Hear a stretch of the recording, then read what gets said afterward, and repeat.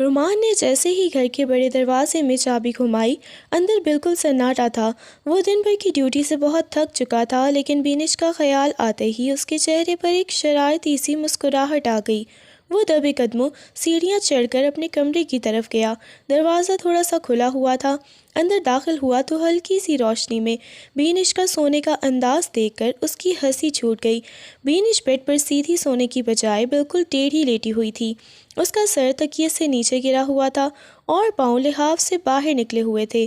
Bed کی ایک طرف اس کی آدھی کھائی ہوئی چاکلیٹ پڑی تھی اور دوسری طرف موبائل فون جس کی بیٹری ختم ہو چکی تھی۔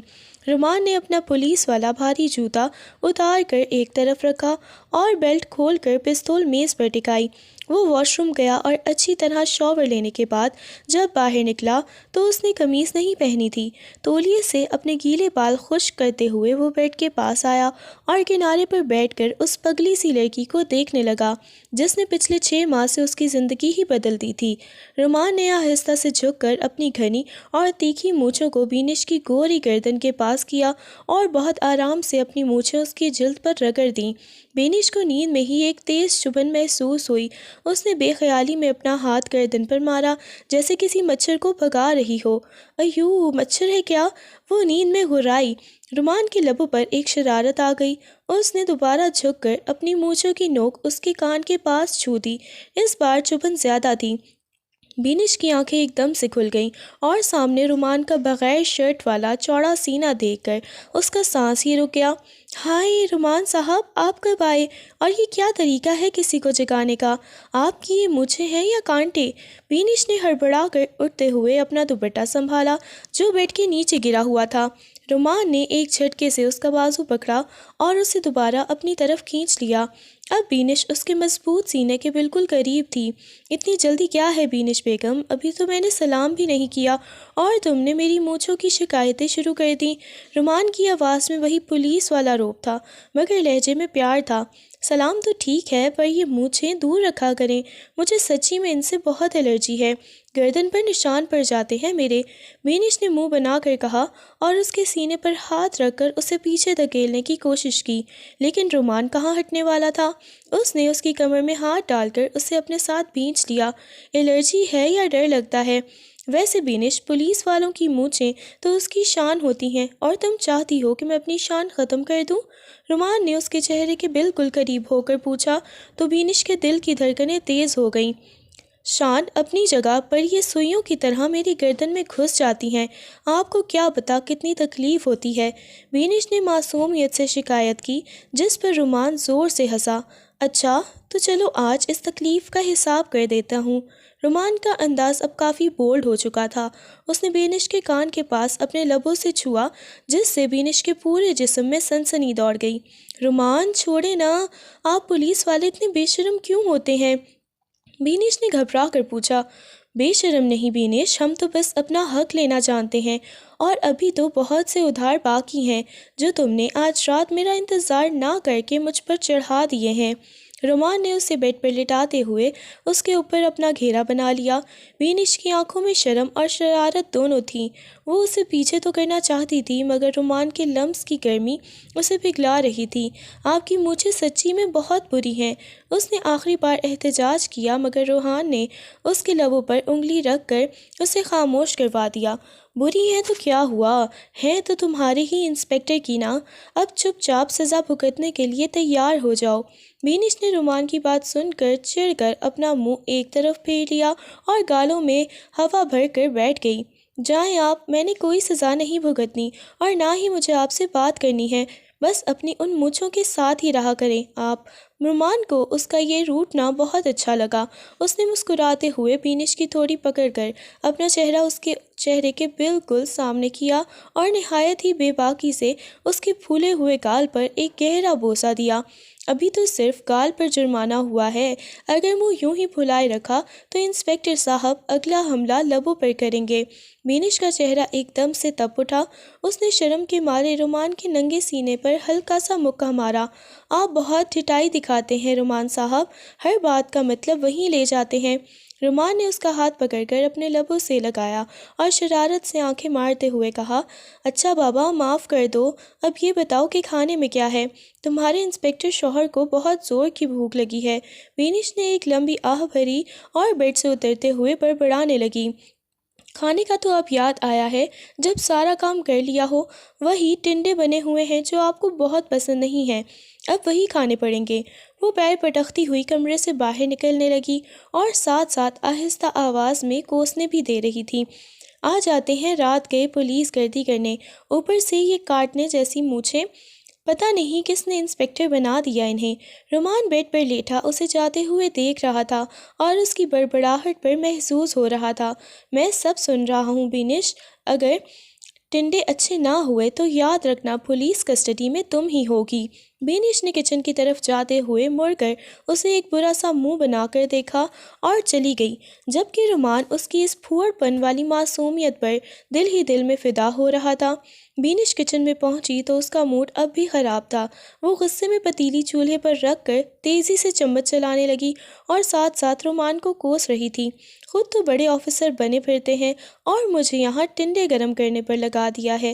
اسی بڑبڑاہٹ میں اس کا دھیان بھٹکا اور جیسے ہی اس نے گرم پتیلی کو ننگے ہاتھ سے پکڑنے کی کوشش کی، اس کی انگلی تپتے ہوئے کنارے سے چھو گئی۔ آئی مما! بینش کے منہ سے ایک زوردار چیخ نکلی اور اس نے فوراً اپنی انگلی منہ میں ڈال لی۔ اس کی آنکھوں میں درد سے آنسو آ گئے، لیکن پھر بھی اس نے ہمت کی اور کپڑے کی مدد سے سالن ڈونگے میں نکال کر ٹرے میں رکھا اور پیر پٹکتی ہوئی کمرے میں واپس آ گئی۔ رومان بیڈ پر تکیے سے ٹیک لگائے فون دیکھ رہا تھا۔ بینش نے دھپ سے ٹرے میز پر رکھی اور برا سا منہ بنا کر دور کھڑی ہو گئی۔ رومان نے اس کے چہرے کے تاثرات دیکھے تو سمجھ گیا کہ کچھ گڑبڑ ہے۔ کیا ہوا؟ اب ٹنڈوں پر اتنا غصہ کرنے کی کیا ضرورت ہے؟ رومان نے شرارت سے پوچھا، مگر پھر اس کی نظر بینش کی سرخ ہاتھ پر پڑی، وہ جو پیچھے چھپانے کی کوشش کر رہی تھی۔ رومان نے جھٹکے سے اس کا ہاتھ پکڑ کر اپنی طرف کھینچا۔ یہ کیا کیا تم نے؟ ہاتھ جلا لیا اپنا؟ رومان کا لہجہ ایک دم بدل گیا اور اس میں پولیس والے غصے کی جگہ فکر آ گئی۔ اس نے بینش کی جلی ہوئی انگلی کو اپنے لبوں کے قریب کیا اور اسے پھونک مارنے لگا۔ تم اتنی پھوڑ کیوں ہو بینش؟ ذرا سا کام تم سے ڈھنگ سے نہیں ہوتا۔ بینش نے تڑپ کر اپنا ہاتھ چھڑانا چاہا، مگر رومان کی گرفت مضبوط تھی۔ ہاں تو میں تو ہوں ہی پھوڑ، آپ کو تو پتہ ہی ہے نا، اب چھوڑیں مجھے، کھانا کھائیں اپنا، بینش نے روحانسی آواز میں کہا۔ رومان نے اسے غور سے دیکھا اور پھر پلیٹ میں روٹی کے نوالے توڑنے لگا۔ تم نے کھانا کھایا؟ اس نے اچانک سوال کیا تو بینش نے نظریں چرا لیں۔ ہاں کھا لیا تھا میں نے، اس نے جھوٹ بولا، مگر اس کے پیٹ سے آنے والی ہلکی سی گڑگڑاہٹ نے اس کا پول کھول دیا۔ رومان کے لبوں پر ایک فاتحانہ مسکراہٹ آئی۔ اچھا تو یہ تمہارا پیٹ مجھ سے جھوٹ کیوں بول رہا ہے؟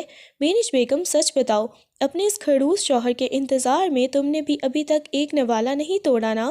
بینش نے جب دیکھا کہ چوری پکڑی گئی ہے تو اس نے مزید برا سا منہ بنایا۔ تو کیا کرتی؟ آپ باہر ہوٹلوں میں مزے اڑاتے ہیں اور میں یہاں ٹھنڈے ٹنڈے کھا لیتی۔ رومان نے ایک نوالا توڑا اور زبردستی بینش کے منہ کے قریب لے گیا۔ چلو اب یہ ڈرامے بند کرو اور چپ چاپ میرے ساتھ کھاؤ، ورنہ اس جلی ہوئی انگلی پر میں نے ایسی دوا لگانی ہے کہ تم ٹنڈے کیا کریلے بھی خوشی خوشی کھاؤ گی۔ بینش نے ایک نظر رومان کے ننگے چوڑے سینے اور اس کی ان آنکھوں میں دیکھا جن میں اب صرف محبت تھی۔ اس نے خاموشی سے نوالا اپنے منہ میں لے لیا۔ رومان اسے بڑے پیار سے کھانا کھلانے لگا اور بینش کی ساری ناراضگی اس کے لمس کی گرمی میں کہیں غائب ہو گئی۔ وہ دونوں ایک ہی پلیٹ سے کھانا کھا رہے تھے اور رومان بیچ بیچ میں اپنی مونچھوں سے اسے ڈرا کر بینش کو ہنسنے پر مجبور کر رہا تھا۔ رومان نے جیسے ہی بینش کا سرخ ہاتھ اپنی گرفت میں لیا، اس کی پیشانی پر فکر کے بل پڑ گئے۔ کتنی بار کہا ہے کہ دھیان سے کام کیا کرو، اب دیکھو کیا حال کر لیا ہے اپنا۔ رومان کا لہجہ اب غصے والا نہیں بلکہ حد درجہ فکر مند تھا۔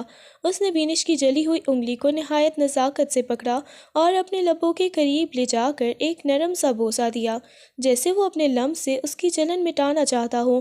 بینش نے ایک پل کے لیے اس کے چوڑے اور برہنہ سینے کی طرف دیکھا اور پھر فوراً نظریں جھکا لیں۔ رومان اٹھ کر دراز سے مرہم نکال لایا اور بڑی احتیاط سے اس کی انگلی پر لگانے لگا۔ بینش خاموشی سے اسے دیکھتی رہی۔ اسے رومان کا یہ روپ ہمیشہ حیران کر دیتا تھا، جو باہر تو ایک سخت گیر پولیس والا تھا مگر اس کے سامنے موم ہو جاتا تھا۔ چلو اب لیٹ جاؤ۔ رومان نے اسے نرمی سے بیڈ کی طرف دھکیلا اور خود اس کے برابر میں لیٹ گیا۔ بینش نے کوئی احتجاج نہیں کیا بلکہ دھیرے سے اپنا سر رومان کے چوڑے اور برہنہ سینے پر رکھ دیا، جہاں اس کی دل کی دھڑکن ایک ترتیب سے چل رہی تھی۔ رومان کے جسم کی مخصوص خوشبو اور اس کے لمس کی تپش بینش کے اعصاب کو سکون پہنچانے لگی۔ وہ اپنی انگلیاں رومان کے سینے پر نہایت ہی آہستگی سے پھیرنے لگی اور دھیمی آواز میں اپنے دن بھر کی چھوٹی چھوٹی باتیں بتانے لگی۔ رومان صاحب، آج دال جل گئی تھی مجھ سے، اور وہ پڑوسن آئی تھی نا، وہ آپ کی بڑی تعریف کر رہی تھی۔ بینش کی آواز میں نیند کے غلبے کی وجہ سے مدھم ہوتی جا رہی تھی۔ رومان خاموشی سے اس کی باتیں سن رہا تھا، حالانکہ بینش کا اس طرح اس کے سینے پر سر رکھ کر انگلیاں پھیرنا اس کے صبر کا کڑا امتحان لے رہا تھا۔ اس کے اندر ایک طوفان مچ رہا تھا مگر وہ جانتا تھا کہ بینش ابھی تھکی ہوئی ہے اور اسے سکون کی ضرورت ہے۔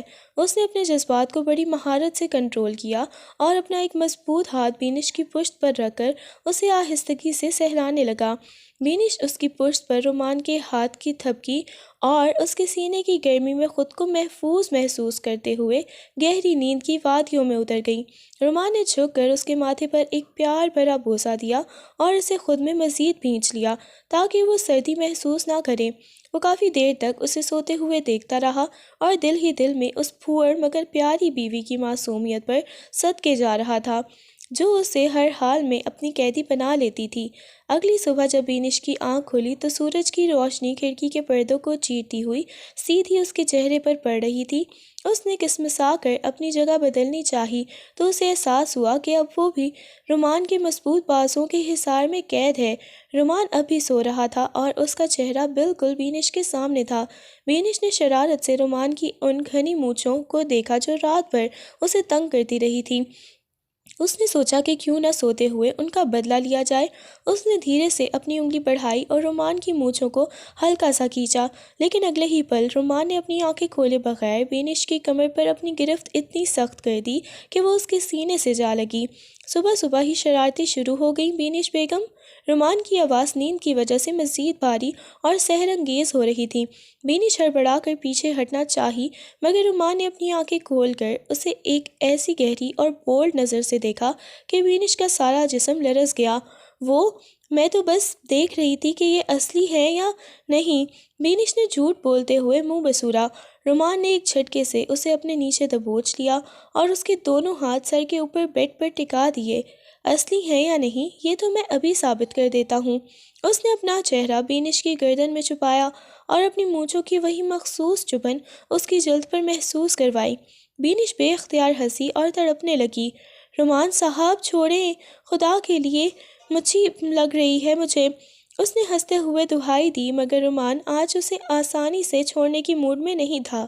اس نے بینش کے کان کے پاس اپنے لبوں سے چھوا اور اپنی مونچھوں کی نوک کو جلد پر پھیر دیا۔ آج میری چھٹی ہے بینش، اور میں نے سوچا ہے کہ آج پورا دن تمہیں اس پھوڑ پن کی تربیت دوں گا جو تم کچن میں دکھاتی ہو۔ بینش نے چڑھ کر اس کے سینے پر ہاتھ رکھا۔ ہاں تو میں نے کب کہا کہ آپ مجھے سکھائیں، مجھے سب آتا ہے۔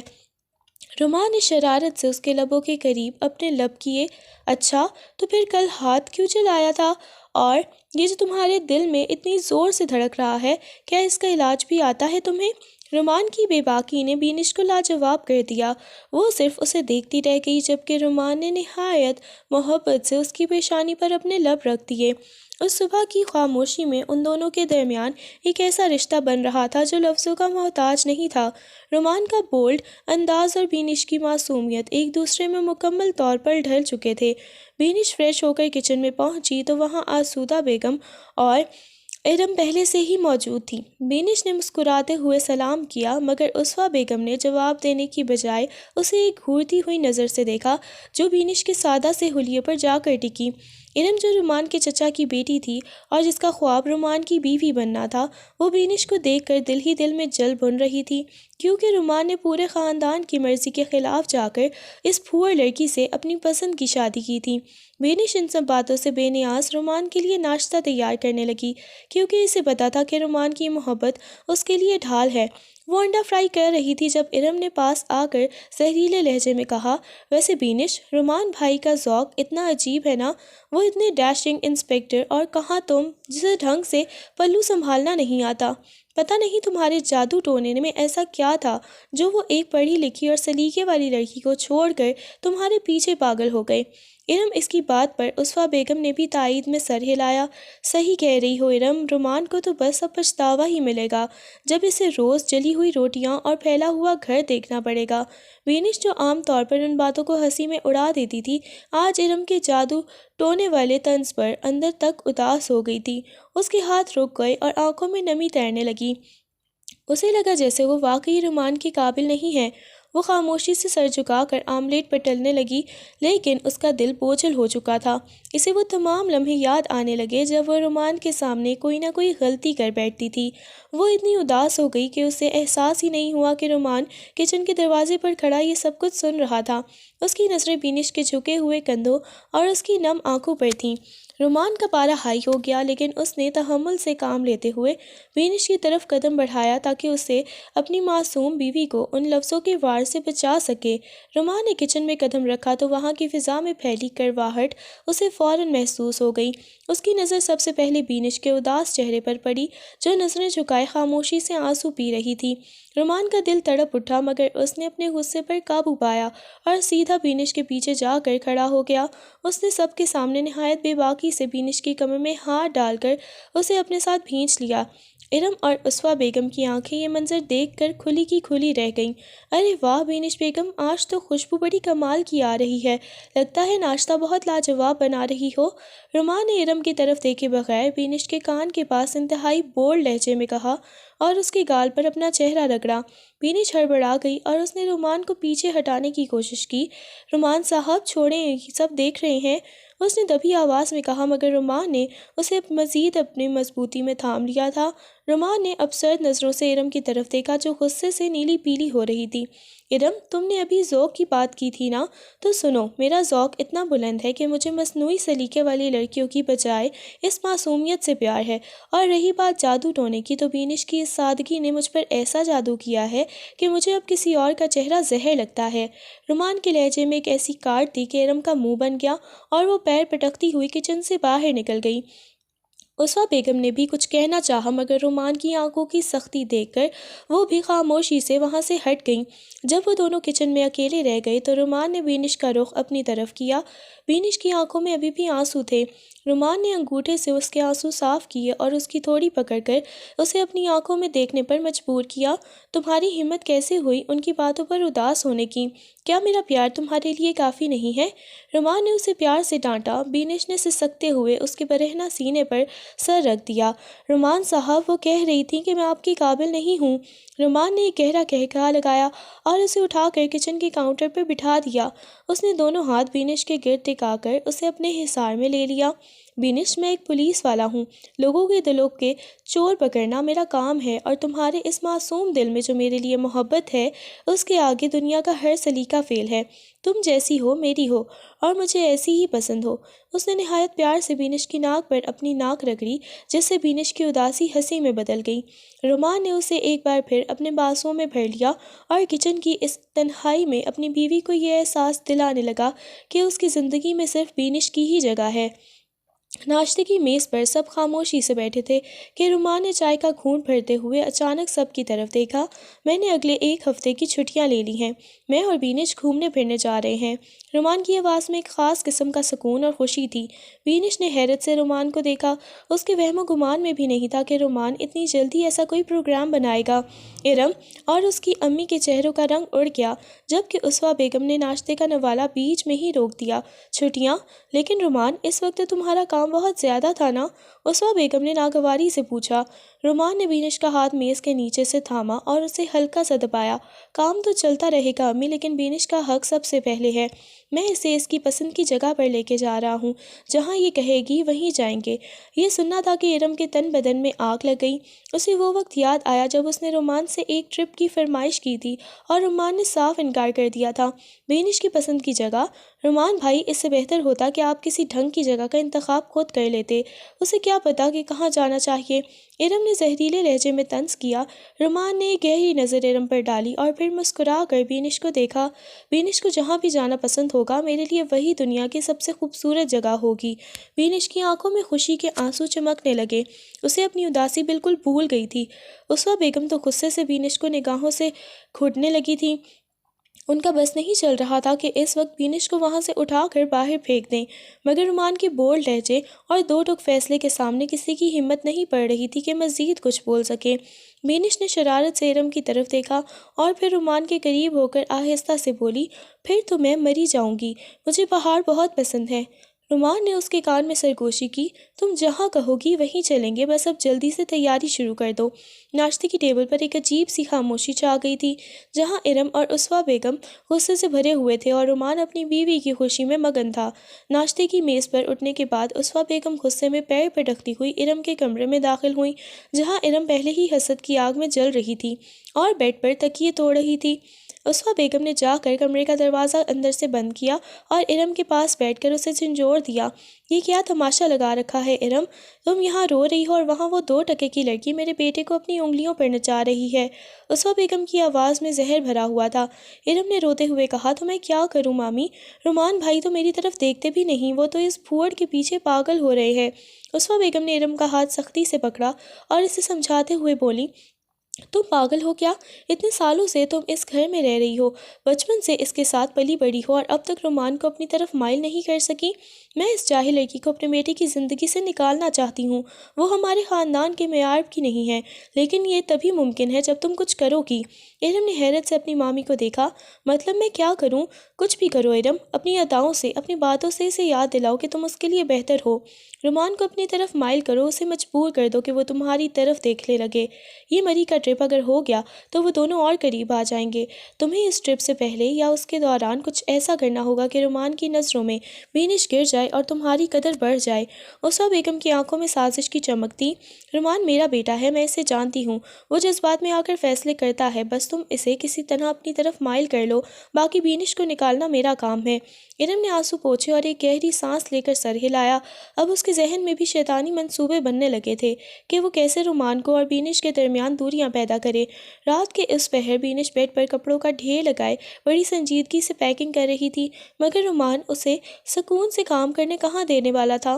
وہ کبھی اس کے پیچھے سے گزرتے ہوئے اس کے بالوں کو بکھیر دیتا تو کبھی جان بوجھ کر اس کے تہہ کیے ہوئے کپڑے الٹ پلٹ کر دیتا۔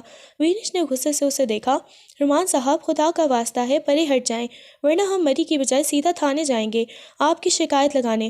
رومان نے گہرا قہقہا لگایا اور اس کے بالکل قریب آ کر اس کی گردن پر اپنے لب رکھ دیے۔ رومان کی تپش اور اس کی مونچھوں کی وہی پرانی چبھن محسوس کرتے ہی بینش دل ملا اٹھی اور اپنی کوہنی اس کے پیٹ میں ماری۔ آئی، یہ کیا بدتمیزی ہے، کیوں میرے ساتھ الٹی حرکتیں کر رہے ہیں؟ رومان نے پیٹ سہلاتے ہوئے اسے دیکھا اور شرارت سے بولا، پولیس والے پر حملہ، اس کی سزا تو بہت بھاری ہوتی ہے بینش بیگم۔ اس سے پہلے کہ بینش کچھ سمجھ پاتی ہے، رومان نے اسے بازو سے پکڑ کر ایک جھٹکے سے بیڈ پر اپنے اوپر گرا لیا۔ بینش کی چیخ نکل گئی اور وہ رومان کے چوڑے اور برہنہ سینے پر بالکل بے بس ہو کر لیٹ گئی تھی۔ اگلے ہی لمحے روحان نے پوزیشن بدلی اور خود اس کے اوپر حاوی ہو گیا۔ اس نے بینش کے دونوں ہاتھ پکڑ کر تکیے کے ساتھ لگا دیے۔ چھوڑیں رومان، آپ کے اندر کا جن تو چھٹی والے دن سے زیادہ ہی جاگ جاتا ہے، بینش نے برا سا منہ بنا کر کہا۔ رومان نے اس کی ناک مروڑی۔ جی نہیں، شوہر جاگتا ہے میرا۔ ویسے تم پیکنگ میں اتنی بھیانک کیوں لگتی ہو؟ ایسا لگ رہا ہے جیسے مری نہیں کسی جنگ میں جا رہی ہو۔ بینش نے تڑپ کر کہا، ہاں تو آپ کو تو ارم جیسی سلیقے والی لڑکی چاہیے تھی نا، جو پیکنگ کرتے ہوئے بھی میک اپ کر کے بیٹھے۔ مجھ جیسی پھوڑ کے پلے پڑ گئے ہیں تو اب بھگتیں۔ رومان نے اس کی یہ الٹی سیدھی باتیں سن کر غصہ کرنے کی بجائے اس کے ماتھے کو چوما۔ اس کا دل اس کی معصوم جلن پر فدا ہو رہا تھا۔ تمہاری یہ الٹی سیدھی زبان بھی نا، کسی دن میں نے اسے بہت ہی ہتکڑی لگا دینی ہے۔ رومان نے اسے آزاد کیا اور بیڈ پر سیدھا لیٹتے ہوئے بڑے لاڈ سے بولا، اچھا اب اپنی ان پٹاخہ باتوں کو بریک لگاؤ اور جا کر اپنے اس تھکے ہوئے شوہر کے لیے ایک کپ کڑک کافی بنا کر لاؤ، اس کے بعد ہی پیکنگ آگے بڑھے گی۔ بینش نے ایک گہری سانس لی اور بڑبڑاتی ہوئی بیڈ سے اتری۔ آ گئے اپنی فرمائشیں لے کر، ابھی تھوڑی دیر پہلے ٹنڈے کھائے تھے، اب کافی چاہیے۔ پتہ نہیں کون سا معاہدہ پایا آپ نے۔ رومان نے تکیہ اس کی طرف اچھالا تو وہ ہنستی ہوئی کچن کی طرف بھاگی۔ بینش کافی بنا کر لائی تو وہ رومان نے بڑے مزے سے کافی پیتے ہوئے اسے دیکھا اور آخری گھونٹ بھر کر مگ میز پر رکھ دیا۔ بینش، مجھے ابھی مارکیٹ تک جانا ہوگا، کچھ ضروری چیزیں اور گاڑی کا کام دیکھنا ہے تاکہ کل سفر میں کوئی مسئلہ نہ ہو۔ تم پیکنگ ختم کرو اور سو جاؤ، مجھے تھوڑی دیر ہو سکتی ہے، رومان نے شرٹ پہنتے ہوئے کہا اور بینش کے ماتھے پر پیار دے کر کمرے سے باہر نکل گیا۔ بینش نے اکیلے بور ہوتے ہوئے جیسے تیسے پیکنگ مکمل کی اور بار بار گھڑی دیکھنے لگی۔ رومان کو گئے ہوئے کافی دیر ہو چکی تھی، وہ اس کا انتظار کرتے کرتے بیڈ پر ہی ڈھیر ہو گئی اور اسے پتہ بھی نہ چلا کہ کب اس کی آنکھ لگ گئی۔ رات کا پچھلا پہر تھا جب اچانک کمرے کے دروازے کے ہلکے سے چرچرانے کی آواز آئی۔ بینش جو کچی نیند میں تھی، اسے احساس ہوا کہ کمرے میں کوئی موجود ہے۔ اسے لگا شاید رومان آ گیا ہے، مگر جب کسی کے چلنے کی آہٹ بہت دھیمی اور عجیب سی محسوس ہوئی تو اس کے دل کی دھڑکن تیز ہو گئی۔ کمرے میں گھپ اندھیرا تھا، صرف زیرو کے بلب کی نیلی سی روشنی تھی۔ بینش نے ڈرتے ڈرتے کمبل سے منہ باہر نکالا اور کپ کپاتی آواز میں پوچھا، رومان صاحب آپ ہیں کیا؟ مگر سامنے سے کوئی جواب نہ آیا۔ اسے بس سائے کی طرح کوئی چیز ہلتی ہوئی محسوس ہوئی۔ کون ہے؟ میں پوچھ رہی ہوں، کمرے میں کون ہے؟ اس بار اس کی آواز خوف سے لرزا رہی تھی۔ اسے رومان کی وہ باتیں یاد آنے لگیں کہ پولیس والوں کے دشمن بہت ہوتے ہیں۔ اس کا جسم ٹھنڈا پڑ گیا اور وہ بیڈ کی پشت سے لگ کر بیٹھ گئی۔ اسے ایسے لگا جیسے کوئی اندھیرے میں کھڑا اسے خاموشی سے دیکھ رہا ہے۔ خوف کے مارے اس کی سٹی گم ہو گئی اور وہ چیخنا چاہتی تھی مگر گلے سے آواز نہیں نکل رہی تھی۔ بینش کی آنکھوں سے خوف کے مارے آنسو بہنے لگے اور وہ سسکیاں لیتے ہوئے بیڈ پر سمٹ گئی۔ اسے اپنا ماضی یاد آنے لگا جب اندھیرے نے اس کی زندگی کے بدترین زخم دیے تھے، وہ ماضی کا وہ سیاہ باب جس سے وہ آج بھی بھاگتی تھی۔ ابھی وہ رونے ہی لگی تھی کہ اچانک کمرے کی لائٹ جل گئی اور پورے کمرے میں روشنی پھیل گئی۔ سامنے رومان ہاتھ میں کچھ شاپنگ بیگز لیے کھڑا اسے حیرت سے دیکھ رہا تھا۔ بینش کیا ہوا؟ تم رو کیوں رہی ہو؟ رومان نے جیسے ہی بیگز میز پر پٹکے، بینش کسی چھوٹے بچے کی طرح بیڈ سے اچھلی اور سیدھا رومان کے سینے سے جا لگی۔ وہ اس کے برہنہ پٹھوں والے مضبوط سینے پر اپنے چھوٹے چھوٹے مکے برسانے لگی۔ آپ بہت برے ہیں رومان صاحب، بہت زیادہ برے۔ آپ کو پتہ ہے میں کتنا ڈر گئی تھی، مجھے لگا کمرے میں کوئی ہے۔ آپ جواب کیوں نہیں دے رہے تھے؟ اس کی ہچکیاں بند گئی تھیں اور وہ بری طرح کانپ رہی تھی۔ رومان نے فوراً اسے اپنی باہوں کے حصار میں لے لیا اور اس کا سر اپنے سینے پر دبا لیا۔ وہ بھول گیا تھا کہ بینش کو اندھیرے اور تنہائی سے کتنا خوف لگتا ہے۔ سوری میری جان، میں تو بس خاموشی سے اندر آیا تھا کہ کہیں تمہاری نیند نہ خراب ہو جائے، مجھے نہیں پتا تھا کہ میری پگلی بیوی اتنا ڈر جائے گی۔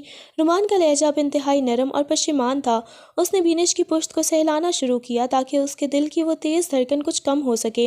بینش اس کے سینے میں منہ چھپائے بس روئے جا رہی تھی۔ اس کا ماضی اسے پھر سے کسی بھیانک سائے کی طرح محسوس ہو رہا تھا۔ مجھے اندھیرے سے بہت ڈر لگتا ہے رومان، پلیز مجھے اکیلا مت چھوڑا کریں۔ رومان نے اس کی تھوڑی پکڑ کر اس کا چہرہ اوپر اٹھایا جس پر آنسوؤں کی قطاریں تھیں۔ اس نے نہایت محبت سے اس کی آنکھوں کو چوما اور پھر اس کے لبوں کے قریب سرگوشی کی۔ اب کوئی اندھیرا تمہیں نہیں چھو سکتا بینش، جب تک میں تمہارے پاس ہوں دنیا کی کوئی طاقت تمہیں نقصان نہیں پہنچا سکتی۔ اب رونا بند کرو ورنہ میں سمجھوں گا کہ پولیس والے کی بیوی بزدل ہے۔ رومان کی اس بات پر بینش نے سسکتے ہوئے اسے ایک بار پھر برا سا منہ بنا کر دیکھا، جس پر رومان مسکرا دیا اور اسے گود میں اٹھا کر بیڈ کی طرف لے گیا تاکہ وہ اس کی سکون کی ضمانت بن سکے۔ رومان نے بینش کو بیڈ پر لٹایا اور خود اس کے بالکل قریب ہو کر بیٹھ گیا۔ اس کا ہاتھ ابھی بھی بینش کی پشت کو سہلا رہا تھا تاکہ اس کا خوف پوری طرح ختم ہو جائے۔ اچھا اب بس کرو، دیکھو میں آ گیا ہوں نا، اب کوئی نہیں ہے یہاں۔ رومان نے اس کے بکھرے ہوئے بالوں کو پیار سے سمیٹا۔ بینش نے اب بھی اس کی شرٹ کا کونا مضبوطی سے پکڑ رکھا تھا، جیسے اسے ڈر ہو کہ وہ پھر کہیں چلا جائے گا۔ آپ کو پتہ ہے نا رومان صاحب، مجھے بچپن سے ہی ایسی چیزوں سے ڈر لگتا ہے، وہ پرانا گھر اور وہاں کا اندھیرا۔ بینش کی آواز پھر سے بھر آ گئی تھی۔ رومان اس کے ماضی کے ان سیاہ سایوں سے واقف تھا، اس لیے اس نے اسے مزید خود میں کھینچ لیا۔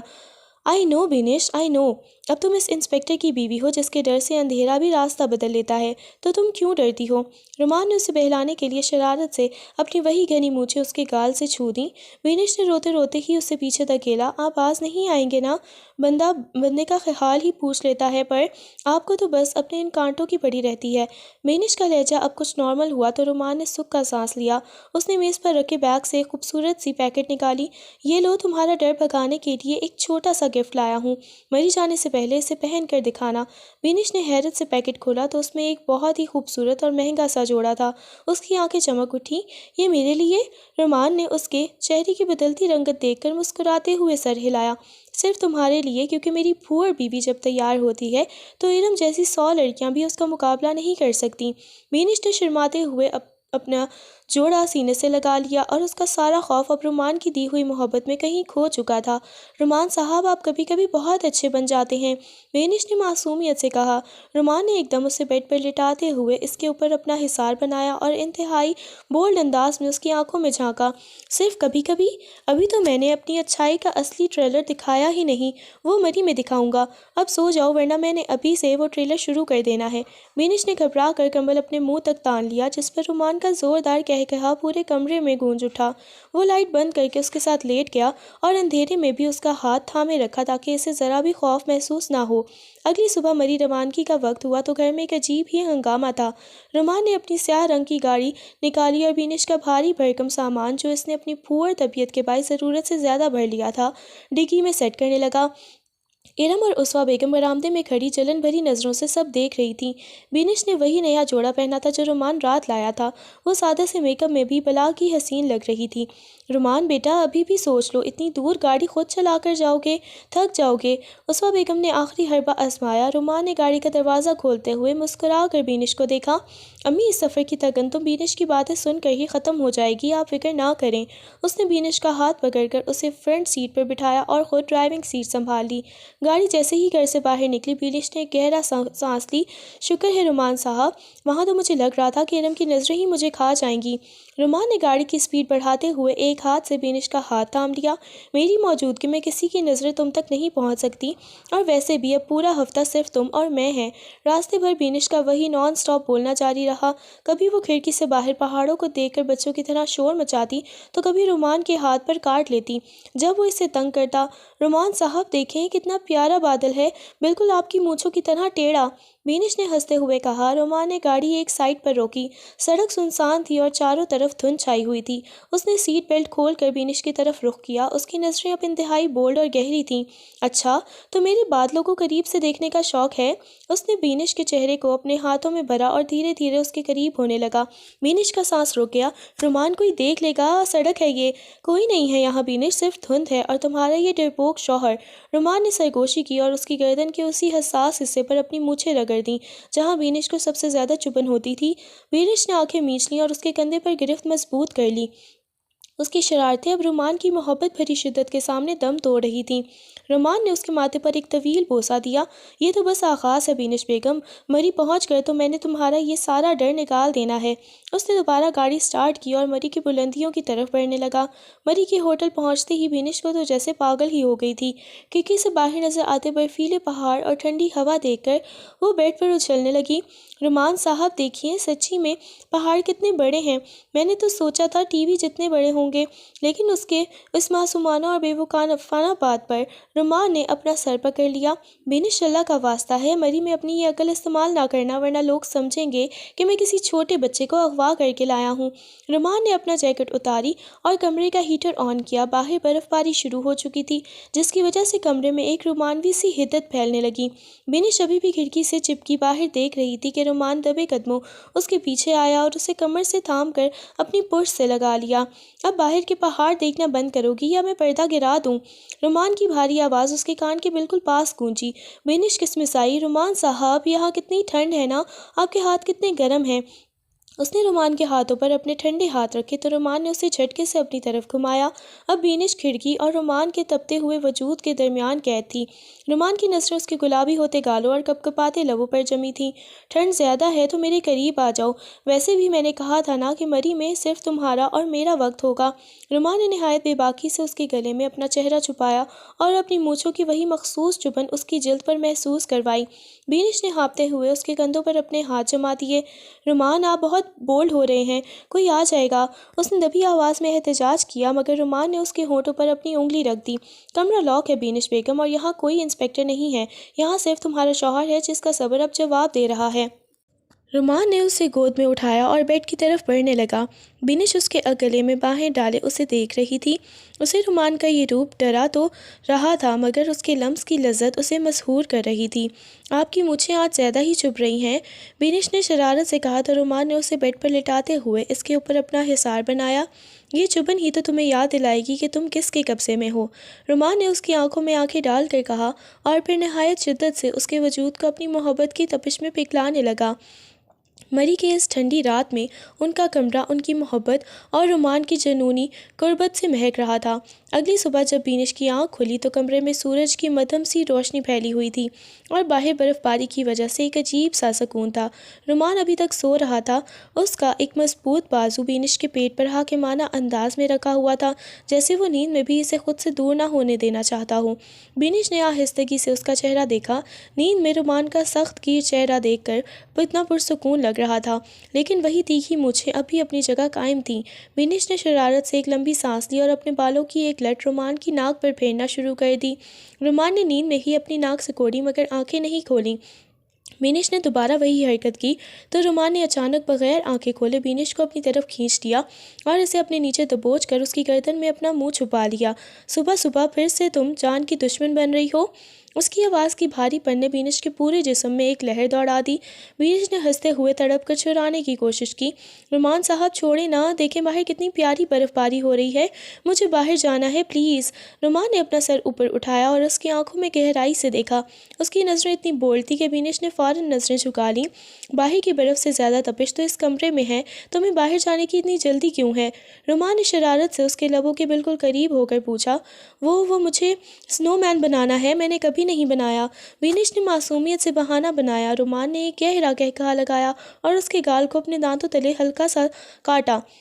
सुनो, स्नोमैन बाद में बना लेना, पहले इस पुलिस वाले का नाश्ता बनाओ जो कल रात से तुम्हारी इन मासूम बातों पर कुर्बान हो रहा है। रुमान ने उसे आज़ाद किया तो बिनिश जल्दी से बेड से उतरी और अपना दुपट्टा संभालते हुए आईने के सामने खड़ी हो गई। उसकी गर्दन पर रुमान के लम्स के हल्के सुर्ख निशान नुमाया थे, जिन्हें देखकर वो शर्मा गई। रुमान बेड पर लेटा उसे बड़े गौर से देख रहा था।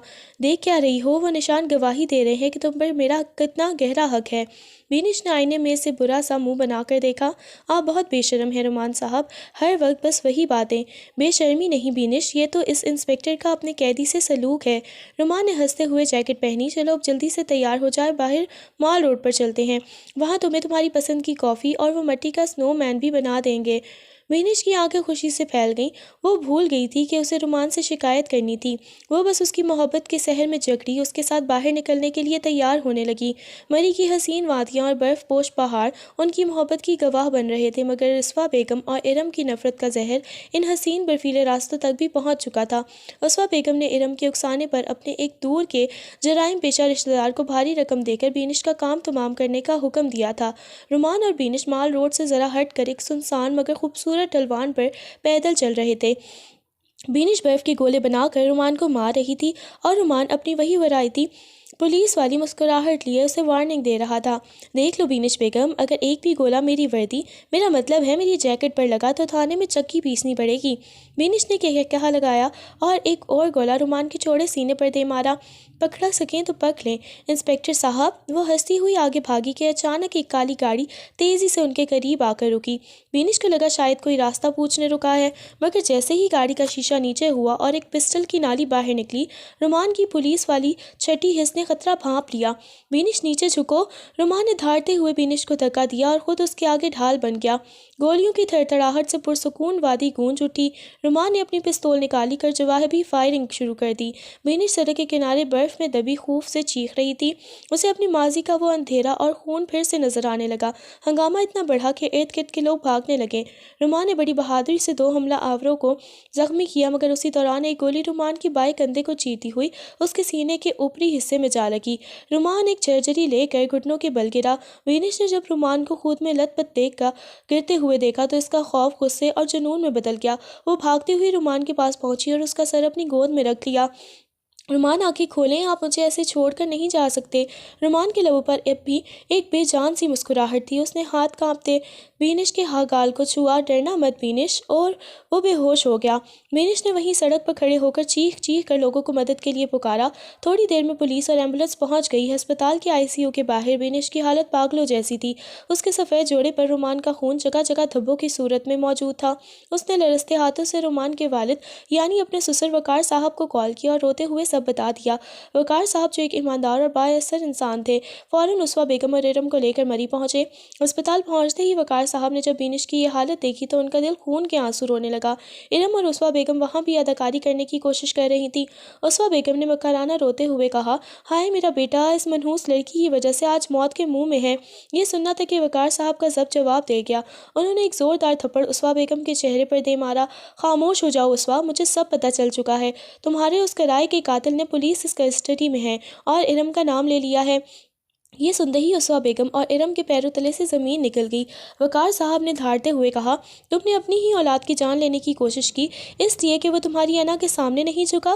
تم جیسی عورت ماں کہلانے کے لائق نہیں۔